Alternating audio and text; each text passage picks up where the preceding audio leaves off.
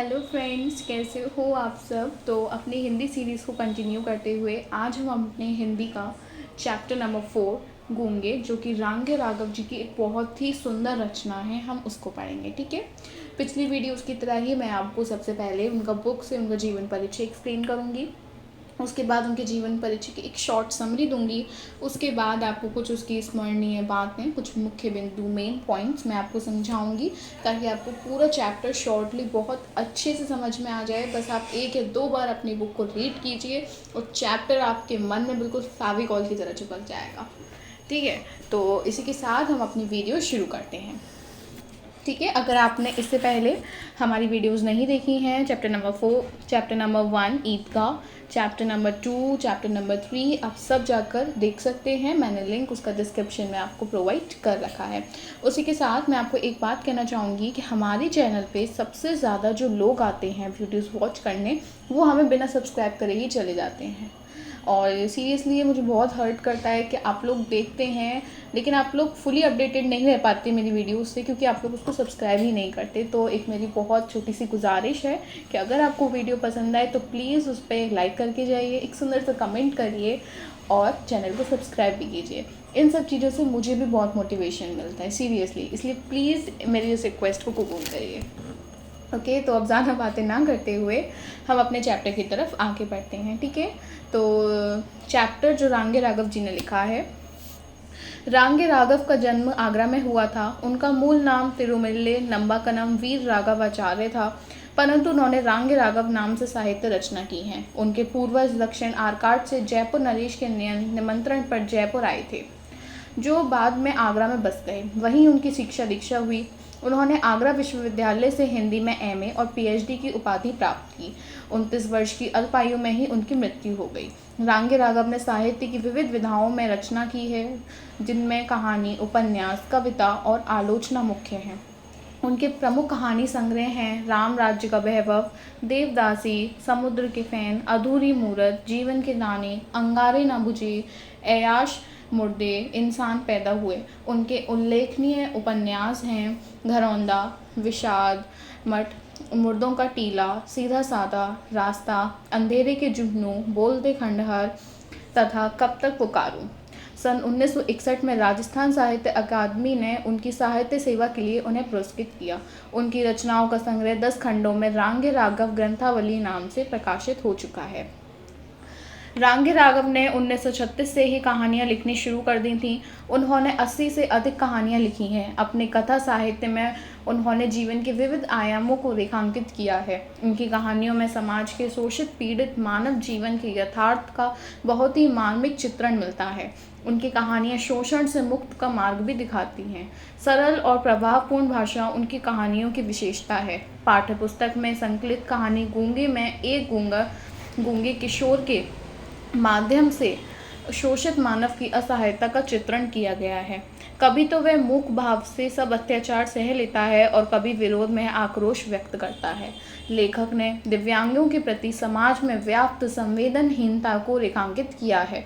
साथ ही यह बताने की भी कोशिश की है कि उन्हें सामान्य मनुष्य की तरह मानना और समझना चाहिए एवं उनके साथ संवेदनशील व्यवहार करना चाहिए, ताकि वे इस दुनिया में अलग थलग ना पड़ने पाएं। कहानी के माध्यम से लेखक ने यह भी बताया है कि समाज के जो लोग उन्हें संवेदनहीन हैं, उनके लिए संवेदनहीन हैं, वह भी गूंगे बहरे हैं, क्योंकि उन अपने सामाजिक दायित्वों के प्रति वे सचेत नहीं हैं। मीन्स अपनी इस सुंदर रचना से वो हमें ये बताना चाहते हैं कि जो लोग विकलांग होते हैं या जो लोग मानसिक तौर पर अस्वस्थ होते हैं, गूंगे बहरे होते हैं, तो लोग उनको कैसे दरकिनार कर देते हैं, उन्हें कैसे बात कर देते हैं, हट ये तो गूंगा है, इससे हम बात नहीं कर रहे, हट ये तो चल नहीं पाता, हम ऐसे अपना दोस्त नहीं बनाएंगे। ऐसे समाज के लोगों को दरकिनार कर देते हैं। तो लेखक ये कहना चाहता है कि आप देखा जाए वास्तव में जो लोग इन्हें दरकिनार करते हैं वही वास्तव में गूंगे और बहरे होते हैं। क्यों? क्योंकि वो समाज के प्रति अपने दायित्वों को समझ नहीं पा रहे हैं और दूसरों के प्रति शोषण का एक जरिया बन रहे हैं। ठीक है। तो ये तो हो गया लेखक का जीवन परिचय जो बुक पे दे रखा है। एक शॉर्टली मैं आपको बताऊं तो रांगे राघव का जन्म 1923 में और मृत्यु 1962 आगरा में। वीवी से उन्होंने हिंदी में एमए और पीएचडी की। 80 से अधिक कहानियां लिखी हैं उन्होंने। यथार्थ का मार्मिक चित्रण किया है। इन्हें सन 1961 में राजस्थान साहित्य अकेडमी ने पुरस्कृत भी किया था। उसके बाद इनकी भाषा शैली की बहुत सारी विशेषताएं हैं, जिसमें से कुछ मैंने आपको दिखाई हैं। तो सबसे पहली है, भाषा सरल, सहज एवं प्रभावपूर्ण है इनकी। लाक्षणिक, भावपूर्ण एवं चित्रात्मक है। मुहावरे एवं लोकोक्तियों का बहुत ही सुंदर प्रयोग किया जाता है। भाषा शैली संवादात्मक, व्यंग्यपूर्ण, विचार प्रधान एवं उपदेशात्मक होती है। ठीक है, तो ये इनकी कुछ भाषा शैली की कुछ व्यक्तिगत विशेषताएं थी जो मैंने आपको बताई। इसी के साथ अब हम चलते हैं अपने चैप्टर एक्सप्लेनेशन पे, जो कि हर बार की तरह मैं आपको करती हूँ। ये देखा जाए है एक बहुत ही अच्छी रचना है। इतना मज़ा आपको मुझे सुनने में नहीं आएगा इस कहानी से, क्योंकि मैं आपको जस्ट लाइक समझाऊंगी, एक समरी दूंगी, लेकिन अगर आप उसको पढ़ेंगे तो आपको उससे ज़्यादा मज़ा आएगा और ज़्यादा समझ में आएगा। तो मैं ये नहीं कह रही कि आप सिर्फ बुक पे ही डिपेंड रही, क्योंकि बुक से भी पूरा समझ में नहीं आता। तो आप बुक भी पढ़िए और मेरा लेसन भी सुनिए, तो आपको बहुत अच्छे से पूरा मतलब कहते हैं ना, पूरा बिल्कुल दिमाग में बैठ जाएगा, एग्ज़ाम में बिल्कुल रट्टा पड़ जाएगा इसका। ठीक है, हिंदी तो बिल्कुल आप बिल्कुल A+ ले आओगे हिंदी में। ठीक है, तो हम अपना एक्सप्लेनेशन शुरू करते हैं। ठीक है, प्रस्तुत कहानी में मुख्यतः हमसे क्या बात कही गई है, तो रांगे राघव जी कहते हैं कि गूंगे कहानी में उन्होंने गूंगे किशोर के माध्यम से शोषित पीड़ित मानव की अवस्था का बहुत ही सुंदर चित्रण किया है। ऐसे विकलांगों के प्रति व्याप्त संवेदनहीनता को रेखांकित किया गया है। ऐसे व्यक्तियों को जो देखते सुनते हुए भी प्रतिक्रिया व्यक्त नहीं करते हैं, उनको गूंगे और बारे कहा गया है। इसलिए कहानी का शीर्षक गूंगे पूर्णता सार्थक है। अब हम चलते हैं चैप्टर की कुछ मुख्य बातें, कुछ स्मरणीय बिंदुओं की तरफ। तो लेट्स बिगिन अवर चैप्टर। जो कहानी का प्रमुख पात्र गूंगा किशोर है, मीन्स एक एडोलेसेंट बच्चा है।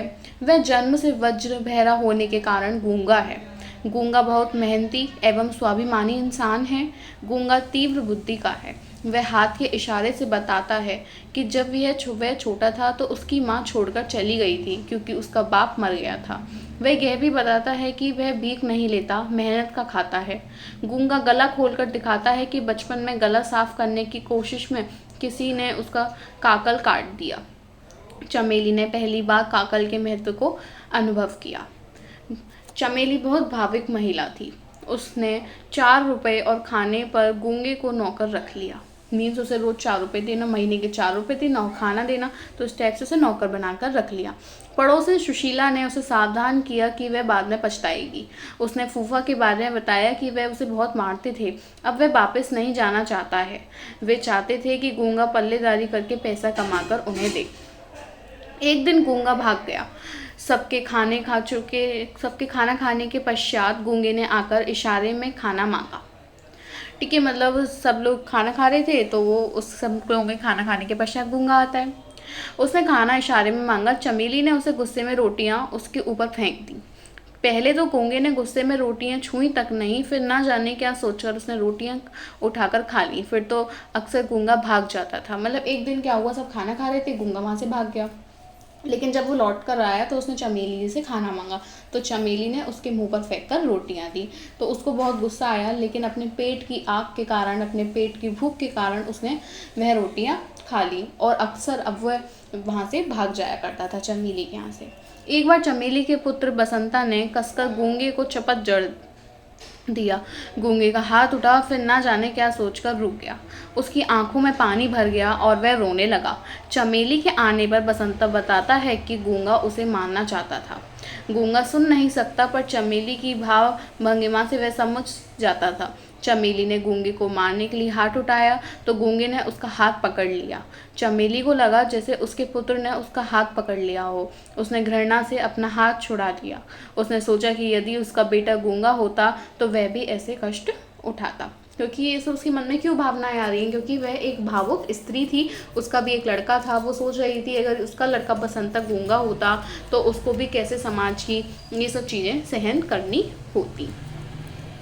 गूंगे के हाथ पकड़ने से चमेली को उसके शारीरिक बल का अंदाज़ा हुआ कि गूंगा बसंता से कहीं अधिक ताकतवर है, परंतु फिर भी उसने अपना हाथ बसंता पर नहीं चलाया था, इसलिए कि बसंता बसंता है, गूंगा गूंगा है। किंतु पुत्र की ममता ने इस विषय पर चादर डाल दी। वो अपने पुत्र को आखिर कैसे मार सकती थी एक पराये नौकर के लिए।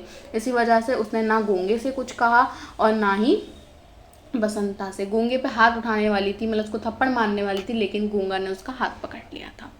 एक बार घृणा से विक्षुब्ध चमेली ने गूंगे से कहा, क्या रे, तूने चोरी की है? गूंगा चुप हो गया। चमेली ने हाथ पकड़कर द्वार से निकल जाने को कहा। गूंगे की समझ में कुछ नहीं आ रहा था। चमेली उस पर खूब चिल्लाई, उसे बहुत बुरा भला कहा, लेकिन जैसे मंदिर की मूर्ति कोई उत्तर नहीं देती, वैसे भी उसने भी कोई जवाब नहीं दिया, क्योंकि वो गूंगा बहरा था। अब चमेली जो बोल रही थी उसे कुछ समझ नहीं आ रहा था। तो जैसे मंदिर की मूर्ति के सामने हम सब कुछ बोल देते हैं, लेकिन मूर्ति ना कुछ बोल पाती है ना कुछ समझ पाती है, ऐसे ही इसने उसकी तुलना गूंगे से की है। उसे केवल इतना ही समझ में आया कि मालकिन नाराज़ है और उसे घर से निकल जाने को कह रही है। उसे इस बात पर हैरानी और अविश्वास हो रहा था। अंततः चमेली ने उसे हाथ पकड़कर दरवाजे से बाहर धकेल दिया। करीब 1 घंटे बाद शकुंतला और बसंता यह कहकर चिल्ला उठे, अम्मा अम्मा। चमेली ने देखा कि गूंगा खून से भीगा था। उसका सिर फट गया था। वह सड़क पार के लड़कों से पिटकर आया था, क्योंकि वह गूंगा होने के कारण उनसे दमना नहीं चाहता था। दरवाजे की दहलीज पर सिर रखकर वह कुत्ते की तरह चिल्ला रहा था। चमेली चुपचाप देखती रही। चमेली सोचती रही कि आज के दिन ऐसा कौन है जो गूंगा नहीं है। गूंगा भी स्नेह चाहता है, समानता चाहता है। मतलब वो ये कहना चाह रही है कि आज के समय में अगर हम देखेंगे तो इस दुनिया में हर 10 में से 1 इंसान गूंगा है। तो अगर ये व्यक्ति गूंगा है तो उसमें कौन सी बड़ी बात है। उसका कहने का तात्पर्य ये था। उसने उस गूंगे की मदद नहीं करी, जबकि वो पूरा खून से लथपथ था, वो चिल्ला रहा था, है ना, लेकिन फिर भी उसने उसकी सहायता नहीं करी। बस उसे देखती रही, ये सोचकर कि इस दुनिया में बहुत से गूंगे हैं, ये भी उनमें से एक है। ठीक है, तो इसी के साथ आपका ये चैप्टर ख़त्म हो गया है। मैंने आपको एक्सप्लेनेशन दे दिया है। एक बार बुक से ज़रूर पढ़ लेना। मैं बार बार कहती हूँ, बुक से पढ़ना मत भूलना। तो जैसे ही आप बुक से पढ़ लेंगे आपको सब कुछ समझ में आ जाएगा, बिल्कुल दिमाग में रह जाएगा आपके। ठीक है, और ये चैप्टर इम्पॉर्टेंट है, ये बात में ध्यान रखिएगा। ठीक है, तो इसी के साथ आपका ये सब कुछ फिनिश हो गया है। ओके, तो गाइस अब हम बढ़ते हैं अपने क्वेश्चन आंसर्स की तरफ, जो हमारे चैप्टर में दे रखे हैं प्रश्न अभ्यास। ठीक है, पहला क्वेश्चन है, गूंगे ने अपने स्वाभिमानी होने का परिचय किस प्रकार दिया। इसका आंसर है, गूंगे ने संकेत के माध्यम से बताया कि वह मेहनत करके खाता है, किसी से भीख नहीं लेता। उसने संकेतों से बताया कि उसने हलवाई के यहाँ लड्डू बनाए, कढ़ाई मांजी, नौकरी के कपड़े धोए। उसने अपने सीने पर हाथ रखकर संकेत किया। उसने आज तक किसी के सम्मुख हाथ नहीं फैलाया है। उसने पेट बजाकर यह भी बताया कि उसने यह सब अपने पेट के लिए किया है। इन संकेतों द्वारा गूंगे ने बताया कि वह एक स्वाभिमानी इंसान है। मतलब अपनी छाती पीट कर वो कहता है कि मैंने आज तक किसी के सामने हाथ नहीं फैलाया। अपना पेट पर हाथ रख के उसे बजाते हुए कहता है कि मैंने ये सब अपने पेट के लिए किया है। मैं गूंगा बह रहा हूँ, इसका मतलब ये नहीं है कि मैं किसी के सामने भीख मांगूंगा। मैं एक स्वाभिमानी इंसान हूँ। ठीक है, उसके इस कथन से हमें साफ पता चलता है। उसके बाद जो दूसरा प्रश्न है वो है, मनुष्य की करुणा की भावना उसके भीतर गूंगेपन की प्रतिच्छाया है। कहानी के इस कथन को वर्तमान सामाजिक परिवेश के संदर्भ में स्पष्ट कीजिए। तो इसका उत्तर जान लीजिए। संवेदनशीलता के कारण मनुष्य में दूसरे के प्रति करुणा और प्रेम का भाव उत्पन्न होता है, परंतु वर्तमान सामाजिक परिवेश में इसमें काफ़ी कमी आई है। भौतिकतावाद को बढ़ावा देना इसका मुख्य कारण है। आज मनुष्य आत्म केंद्रित होता जा रहा है। उसे दूसरों के दुख से कोई मतलब नहीं रह गया है। संवेदनाएं उसके मन तक ही सीमित हो चुकी हैं। वह उसे व्यवहार में नहीं ला पाता। इसलिए लेखक ने कहा है कि मनुष्य की करुणा की भावना उसके भीतर गूंगेपन की प्रतिच्छाया के रूप में विद्यमान है। ये एक कहा कहते हैं ना, व्यंग्यपूर्ण जो आंसर होता है वो आंसर मैंने आपको उसमें लिख पाया है। तो इस क्वेश्चन को अच्छे से कर लीजिएगा, इसके चांसेस हैं आपके एग्जाम में आने के लिए। ओके, उसके बाद क्वेश्चन है, नाली का कीड़ा एक छत उठाकर सिर पर रख दी फिर भी मन नहीं भरा। चमेली का यह कथन किस संदर्भ में कहा गया है और उसके माध्यम से उसकी किन मनोभावना का पता चलता है। इसका उत्तर जान लीजिए। गूंगा चमेली के घर छोटे मोटे काम करता था। एक दिन गूंगा बिना बताए कहीं चला गया। चमेली ने उसे बहुत ढूंढा पर उसका कुछ भी पता नहीं चला। चमेली के पति ने कहा कि गूंगा भाग गया होगा। वह सोचती रही कि वह सचमुच भाग गया होगा, पर यह नहीं समझ पा रही थी कि वह क्यों भागा। तब उसने कहा कि गूंगा नाली के कीड़े के समान है, उसे जितना भी बेहतर जीवन दे दो मगर वह गंदगी को ही पसंद करेगा। इससे पता चलता है कि चमेली संवेदनहीन है, उसे दूसरों के दुख से कोई भी मतलब नहीं है। मतलब हम किसी के लिए ये कैसे कह सकते हैं कि वो नाली का कीड़ा है, उसे हम कितना भी अच्छा जीवन दे दें, उसे गंदगी ही पसंद है। उसने ये लाइन गूंगे के लिए यूज़ की थी। उसके बाद नेक्स्ट क्वेश्चन आता है, यदि बसंता गूंगा होता तो उसकी दृष्टि में चमेली का व्यवहार उसके प्रति कैसा होता। जो बसंता था वो चमेली का बेटा था, ठीक है। तो यदि अब उसका ही बेटा गूंगा होता तब उसका व्यवहार उसके लिए कैसा होता। तो ये भी एक इम्पॉर्टेंट क्वेश्चन है, इसको भी मार्क कर लीजिए। तो इसका उत्तर जानिए। यदि बसंता गूंगा होता तो चमेली उसके प्रति ममता और सहानुभूति का व्यवहार करती। वह बसंता को दिव्यांग के विद्यालय में पढ़ाती, उसे लोगों की मार खाने के लिए गली में नहीं छोड़ देती, उसे सक्षम बनाती, ऐसे उपाय ढूंढती जिससे उसका बच्चा अन्य बच्चों के साथ घुल मिलकर रहता, लोगों द्वारा उसके बच्चे को दया की दृष्टि से नहीं देखा जाता। इसके बाद प्रश्न नंबर 5 है, उसकी आंखों में पानी भरा था, जैसे उसमें एक शिकायत थी, पक्षपात के प्रति तिरस्कार था, क्यों। गूंगा चमेली को माँ के समान समझता था। जब चमेली के बेटे बसंता ने उस पर चोरी का झूठा इल्ज़ाम लगाया तो उससे यह सहा नहीं गया। उसे उम्मीद थी कि चमेली सही का पक्ष लेगी। उसके उल्ट चमेली ने गूंगे की जगह अपने बेटे का पक्ष लिया, जिससे गूंगे को बहुत बुरा लगा। चमेली के इस व्यवहार ने उसे बहुत ही दुखी भी करा, बल्कि उसकी आंखों में पानी भी भर आया। उसकी आंखों में चमेली ने अपने पक्षपातपूर्ण व्यवहार की शिकायत पढ़ ली थी। वह चमेली के पक्षपात भरे व्यवहार से दुखी था, साथ ही पक्षपात के प्रति तिरस्कार भी था उसके मन में। उसके बाद है प्रश्न नंबर 6, गूंगा दया या सहानुभूति नहीं अधिकार चाहता था, सिद्ध कीजिए।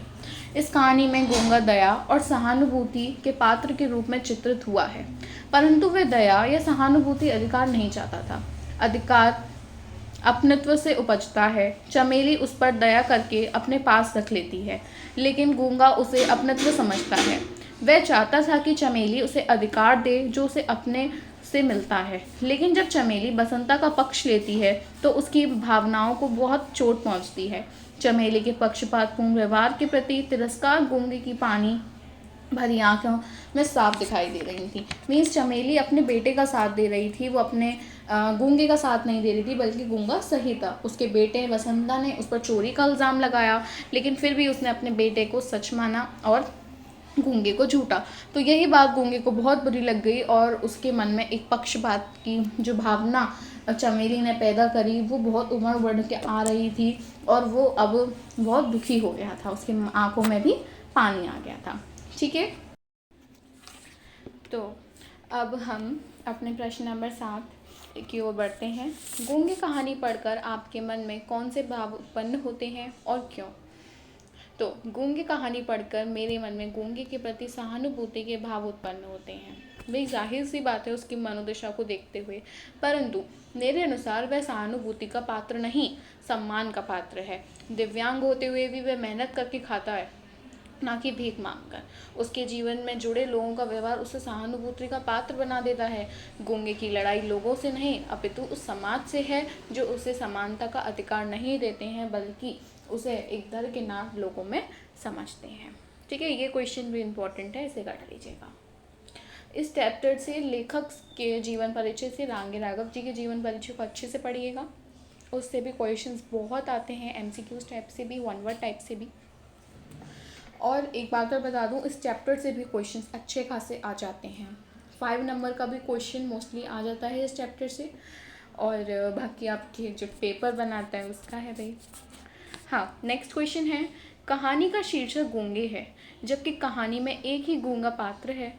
इसके माध्यम से लेखक ने समाज की किस प्रवृत्ति की ओर संकेत किया है। तो इसका उत्तर है, इस कहानी के माध्यम से लेखक न केवल एक गूंगे का चित्रांकन किया है, बल्कि समाज में हो रहे विभिन्न प्रकार के अत्याचारों को देखते हुए चुप रहने वाले लोगों को भी गूंगे की श्रेणी में रखा है। वह पीड़ित के प्रति सहानुभूति तो रखते हैं, लेकिन वह कुछ करने के बजाय दर्शक बनकर देखना ज़्यादा पसंद करते हैं। इसलिए गूंगे शब्द का अर्थ केवल एक शीर्षक वर्ग से नहीं, बल्कि समाज के अत्याचार सहने वाले लोगों से भी संबंधित है। मीन्स गूंगा वो नहीं जो भगवान जी की तरफ से, हमारे अल्लाह की तरफ से उसको गूंगा बहरा बनाया गया, जो बोल नहीं सकता। यहाँ पे गूंगे का एक मतलब ये भी है कि वो लोग जो किसी का मतलब एक्सीडेंट हो जाता है तो उसको बचाने की जगह उसको वीडियोस बनाकर उसको वायरल करने लग जाते हैं। वो लोग नहीं जो किसी के गिरने पर हंसने लग जाते हैं। वो लोग नहीं वो किसी पर अत्याचार हो रहा है, ठीक है, तो उसको सामने खड़े देखते रहते हैं। जब लड़की किसी लड़के से बात कर रही होती है तो 10 तरह की बातें बनाते हैं, और जब वहीं किसी लड़की का रेप हो रहा होता है तो वहाँ से चुपचाप निकल जाते हैं। हम वो उस समाज की बात कर रहे हैं, वो उस वर्ग की बात कर रहे हैं कि वो लोग जो अपने सामने ये सब कुछ होता हुआ देखते हैं लेकिन फिर भी चुप्पी साधे हुए बैठते हैं। यहाँ पर गूंगे शब्द उनके लिए ज़्यादा प्रयोग किया गया है। यहाँ पे गूंगा तो सिर्फ एक पात्र है जो कि बोल ही नहीं सकता, लेकिन इनका जो व्यंग है, इनका जो डायरेक्ट तीखा कमेंट है, वो उन समाज के लोगों पर है। समझ रहे हो? तो ये क्वेश्चन भी बहुत इंपॉर्टेंट है। आप कहेंगे कि आप बार बार सारे क्वेश्चन इंपॉर्टेंट बता रही हैं, तो मैं बार बार ये भी कह रही हूँ कि ये चैप्टर ही पूरा इंपॉर्टेंट है। क्यों? क्योंकि इस चैप्टर में जैसे जैसे बातें बताई गई हैं वो बहुत ही ज़्यादा अच्छी हैं, जिनसे हम बहुत कुछ सीख सकते हैं।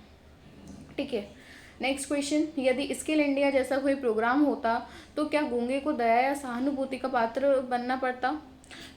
यदि स्किल इंडिया जैसा कोई कार्यक्रम होता तो गूंगे को वहाँ कई चीज़ों को सीखने का अवसर मिलता, और साथ ही उसके जैसे अनेक दिव्यांगों के साथ रहना और व्यवहारिक जीवन में रचने बसने का मौका मिलता। कामों को सीखकर वह अपना व्यवसाय खोल सकता था, जिससे उसे सरकारी सहायता भी प्राप्त होती। ठीक है, क्योंकि सरकार मतलब ऐसे लोगों के लिए अलग से कुछ स्कीम्स वगैरह निकालती है। उसके बाद निम्नलिखित गद्यांशों की संदर्भ सहित व्याख्या कीजिए। ठीक है, अब मैंने जो लास्ट चैप्टर था उसमें सिर्फ आ से स्पष्ट कीजिए था, उसमें संदर्भ वगैरह कुछ नहीं था, तो मैंने उसमें ये सब नहीं लिखा था कि प्रस्तुत पंक्तियाँ हमारी पाठ्य पुस्तक ऐसे ऐसे नहीं बताया था। उसमें सिर्फ मैंने डायरेक्ट आपको व्याख्या की थी उसकी, लेकिन इसमें डायरेक्ट आपको संदर्भ भी पूछ रहा है, व्याख्या भी पूछ रहा है, तो आपको पूरा करना पड़ेगा। पहला है, करुणा ने सबको dash and dash and dash ji जान से लड़ रहा हो। इसका उत्तर है, प्रस्तुत पंक्तियाँ रांगे राघव द्वारा रचित गूंगे से ली गई हैं। चमेली की गली में एक गूंगा बालक आता है। वह गली की औरतों को अपनी आप बीती संकेतों के माध्यम से बताता है, जिसे देखकर लोगों को करुणा हो जाती है।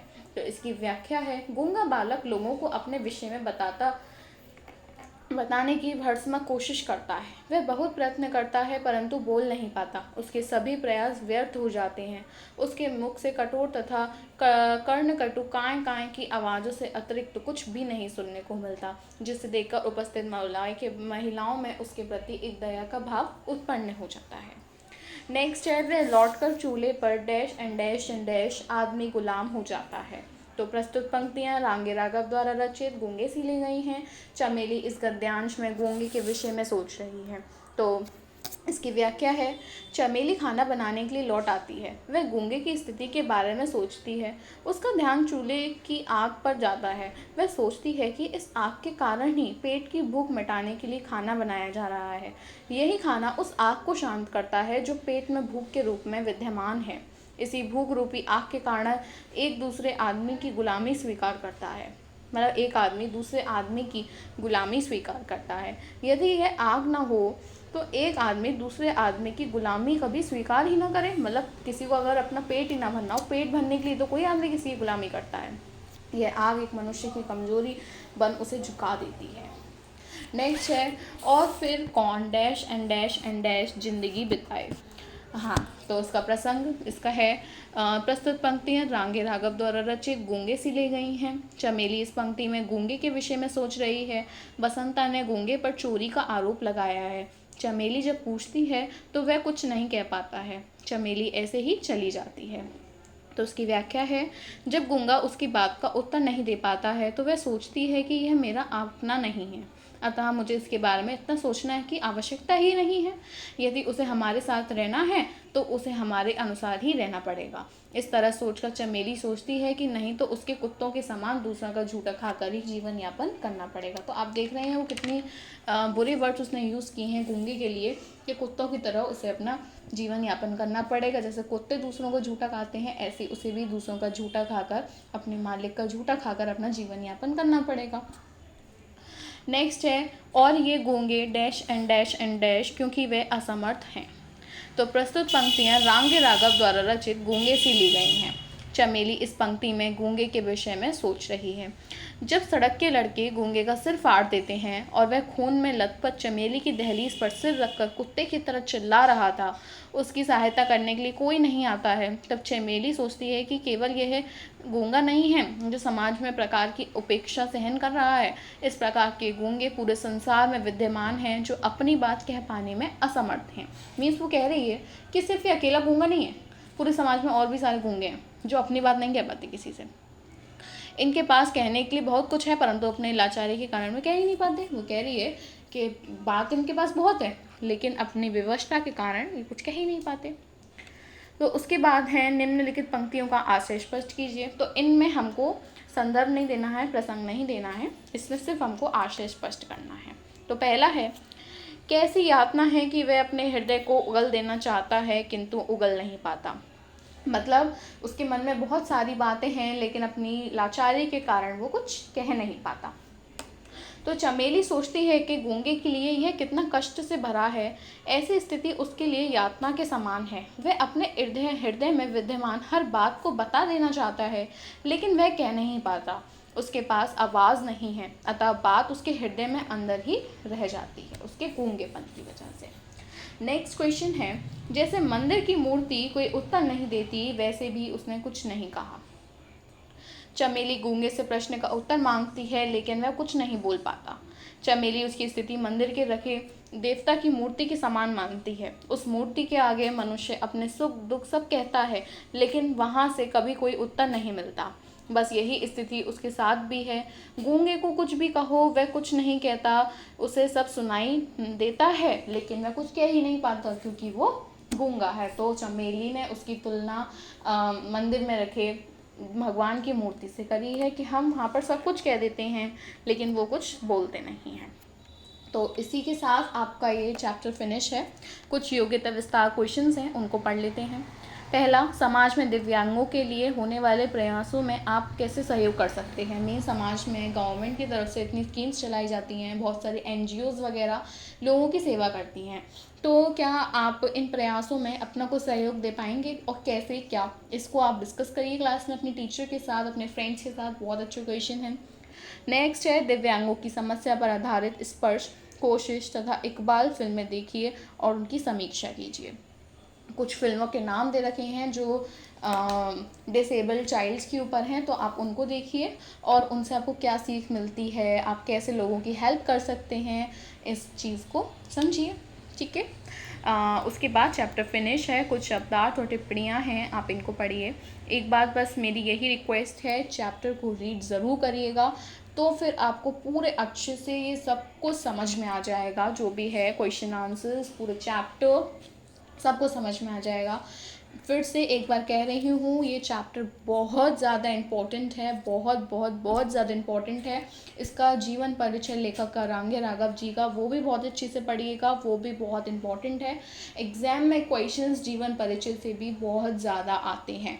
इस टाइम कोरोना की वजह से सब ऑनलाइन टेस्ट हो रहे हैं जिसमें MCQs आते हैं, तो MCQs में जीवन परिचय से बहुत अच्छे खासे क्वेश्चंस बन जाते हैं। तो हर कवि का जीवन परिचय बहुत अच्छे से पढ़िए, हर लेखक और कवि दोनों का।